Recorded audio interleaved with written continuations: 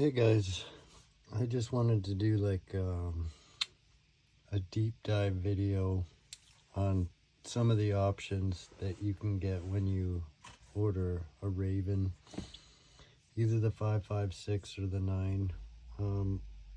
Obviously, one of the first things you go through is like you can order these little pick rails. I'm sure the ones they sell are way nicer. These are just some plastic ones, but obviously, right, like, I don't know, 4-inch, 5-inch, right? Those are some options. Now you have the adjustable buffer here, right? And on the adjustable one, here, let's see if I can't pull this apart really quick. Yeah, that's the right size. On the adjustable one here, you take that out and you can get all these different weights. They come in a bag, right, with all the different weights. These are the tungsten ones, aluminum, and then your stainless steel ones. And then you get these little rubber pads that go in between. Yeah, I use this one on the Raven 9. I was using some really hot ammo and was having some issues with the trigger, so to slow it down, we loaded it up. Now, why would you need an adjustable buffer? Well, if you're shooting competitively and you're loading your own ammo, right, you want a really light load so that you can shoot your rifle flatter, well then just straight tungsten weights might be too heavy and it's not cycling properly, so you may have to substitute it for some steel or aluminum, and you just play with it until you find the one that works. But yeah, that's the adjustable buffer, if anyone was wondering about that. Let's see, what is another thing I was asked about? I was asked about the anti-walk pins. And what are they? Well, with your trigger here, your standard pins there, right? This is the Trigger Tech trigger, right? And you adjust it. Well, this one's not adjustable. My other one's adjustable.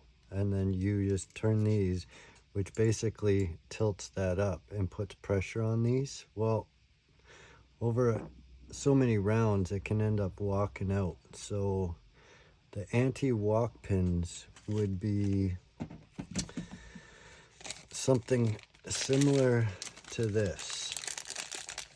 This is obviously for a Ruger 1022, but it's the same idea, right? You have a pin that would go through, and then you would put the screw in on the end, and it can't go anywhere.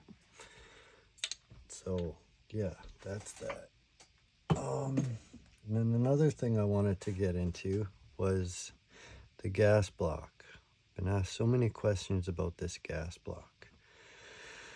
So when this obviously it goes onto the rifle. There's your little gas hole, right? And then the gas comes down the barrel up into this, and by this piece here moves in and out, lets more or less gas in. So on this design, which is kind of brilliant, you have a little shaft, and then you see these little indents here. Let's see if I can make it come clear here. There it is.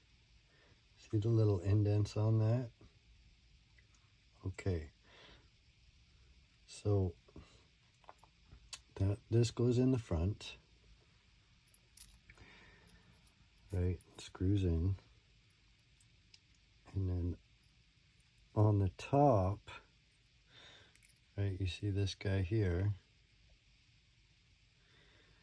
On the top they have, let's see if I can do this without losing everything. You have this tiny little ball and spring. And then on top of that, you have your little screw there. Get it to focus. Okay. So, how that goes, you take the little ball, goes into there, and then this little spring goes in there, and then this tiny little screw goes on there. And that gets tightened down.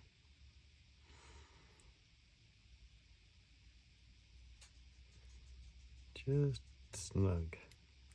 That way,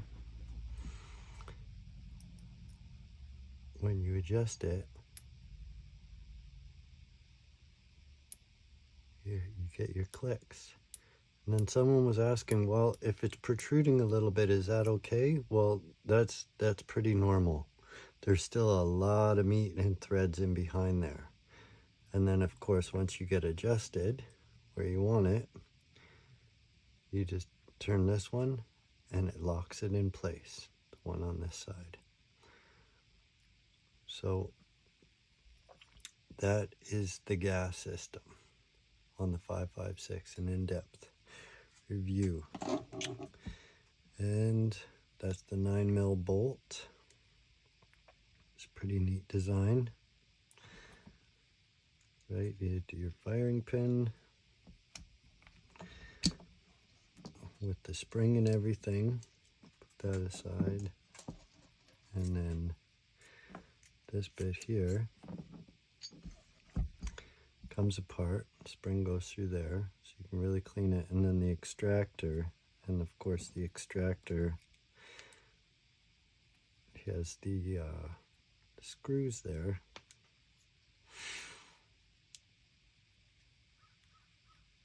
So when you're doing like a really in-depth clean, and that ejects the round, it grabs onto the edge of the brass there, and then there's a little spring on the back side, and that is your bolt completely taken apart. And the 5.56 is the same thing. So that's that.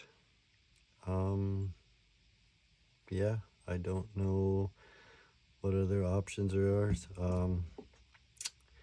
Obviously, that's the muzzle brake. Obviously sits with the ports on top. There's no ports on the bottom.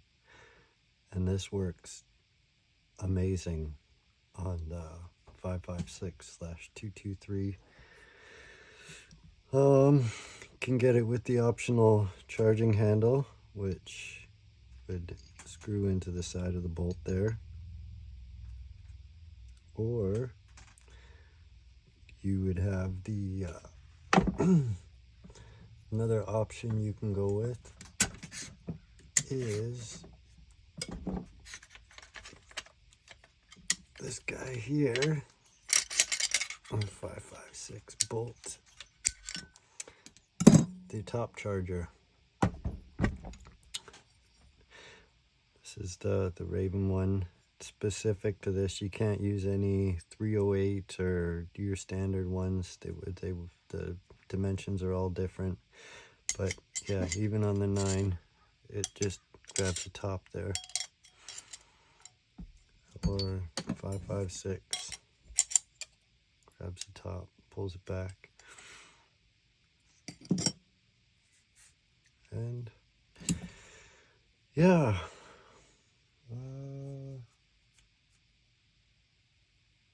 Well, I think, yeah, I think that's it.